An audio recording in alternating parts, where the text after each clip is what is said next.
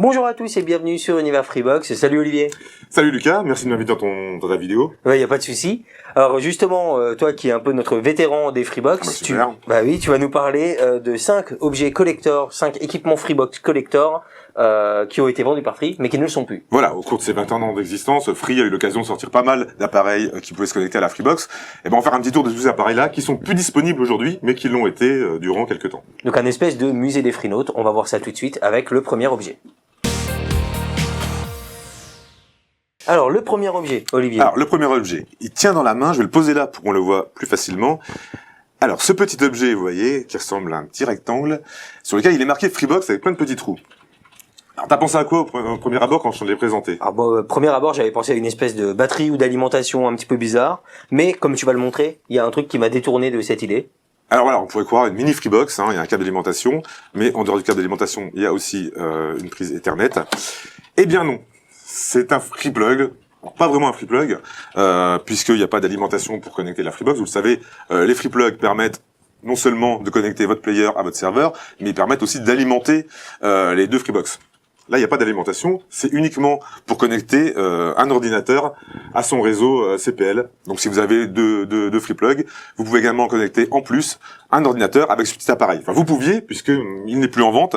Il a été commercialisé de 2008 à 2014 et dans la boutique Free, et il était facturé 34,99 €. Mais il a disparu, donc on le range dans le musée. Bah oui, c'est ça. Alors pour le coup, moi l'idée me paraissait intéressante, notamment pour les ordinateurs, parce que des fois dérouler un câble Ethernet tout le long de sa maison, ça peut être plus compliqué. Alors on peut servir des free plugs normaux sans brancher l'alimentation. C'est ça. Bah alors, seulement pour pour les free plugs de la Freebox Revolution par exemple, parce que pour la Freebox Delta, c'est une connectique USB-C. Effectivement, Lucas, tu as raison de le noter. Et on va passer au deuxième objet. Alors deuxième objet, tu as connu ça Oui, quand même, j'ai un petit peu connu les CD-ROM. Ah voilà. Alors par contre, au niveau de l'utilité, moi j'ai connu que les CD-ROM pour les jeux vidéo. Alors on s'en sert plus maintenant, donc effectivement à l'intérieur, il y a un CD-ROM. Alors il faut savoir qu'avant les Freebox, pour se connecter à Internet, il fallait un modem RTC, un modem bas débit, et suivant les opérateurs, il fallait installer un CD d'installation pour chacun des opérateurs. À l'époque, Free a sorti son accès gratuit à Internet. C'était le premier à sortir un accès gratuit à Internet, c'est-à-dire qu'on payait pas d'abonnement, on payait que les communications. Et pour pouvoir bénéficier de ce service, il fallait utiliser ce CD-ROM, l'installer sur votre ordinateur et évidemment avoir un modem RTC. Alors tu nous parles d'un temps que les moins de 20 ans ne peuvent pas connaître finalement. Alors ça date de 1999. Oui, voilà. C'est ça. Donc moins de 20 ans, on connaissait pas. T'es né quand même. Mais moi j'étais né. Oui, mais quand même, les moins de 20 ans non, donc voilà, donc ça c'était pas facturé évidemment, pour entrer dans les magasins, vous pouvez le commander et Free l'envoyer. Mais on pouvait pas avoir de connexion internet sans installer ce kit de connexion En bas débit non, il fallait impérativement avoir un modem et un fournisseur d'accès. Ben. Et donc Free permettait de se connecter. On a bien évolué depuis quand même. Donc ça va également au musée. Oui. Troisième objet. Alors troisième objet, pour le coup, moi j'ai été complètement perdu. Alors on va le voir en gros plan. Voilà. Pareil, sur les autres c'est marqué Freebox. Bah oui. C'est un lien avec la Freebox. Forcément, mais moi j'ai une espèce de carte prépayée de débit Wi-Fi. J'étais pas trop. J'avais compris le thème. Général. Oui, t'avais plus ou moins compris. Alors si je te montre ça, ah, c'est quoi ça? Bah ça c'est une Freebox V4.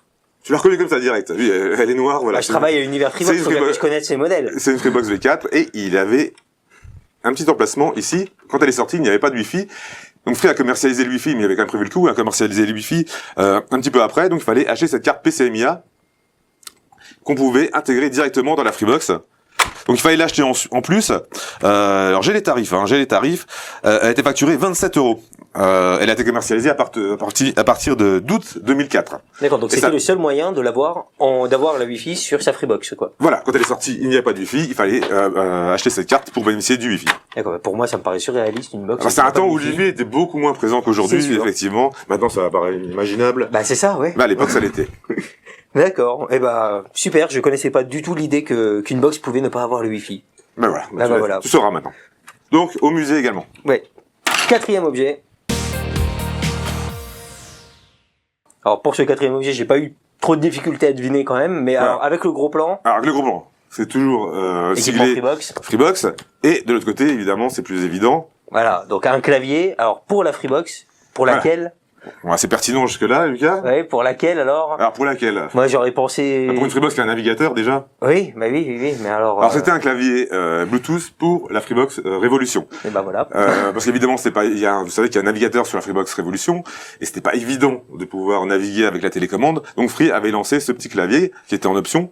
Donc il y avait des touches, et il y avait également une petite souris, une petite molette ici qui servait de souris. Alors il est même plus fonctionnel, on l'a testé, il ne marche même plus. Il a été commercialisé, si je regarde mes fiches, à 29,99 € en 2013, et depuis, il n'est plus commercialisé. D'accord, donc c'était quand même un petit accessoire sympa pour quand on voulait naviguer sur la Freebox, mais t'as vu aussi que l'usage n'a pas fait long feu de ça. Hein. Naviguer sur la Freebox Revolution, c'était pas forcément le top non plus. Voilà.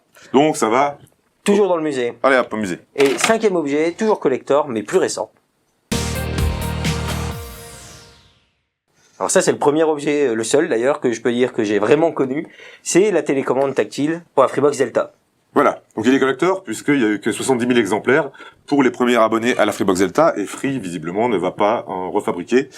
Donc c'était une télécommande tactile, c'était pas forcément une mauvaise idée au départ, puisque ça permettait d'avoir des menus contextuels. Si vous étiez sur Netflix, on va voir ça sur les images. Hein. Oui, parce qu'à la caméra, forcément, ça ne rend pas bien. Bon, seul hic, c'est que nous, après plus d'un an d'usage, on s'est quand même rendu compte que c'est peut-être sympa niveau technologie, mais c'est pas l'usage qu'on préfère. Et c'est pour ça aussi que Free fournissait également la télécommande Soft Touch avec. Voilà, l'important avec une vraie télécommande, on peut sentir les touches, là on les sent pas, et donc c'est vachement difficile parce qu'il faut regarder impérativement, il faut regarder l'écran pour pouvoir s'assurer d'avoir fait la bonne chaîne, commande, voilà. changer la bonne commande, ouais. Donc c'est sympa, c'était une bonne initiative, mais finalement ça n'a pas fonctionné et Free l'a pas commercialisé. Ça sera plus un petit objet collector pour les 70 000 chanceux dont nous faisons partie 2 fois, qui auront cette télécommande.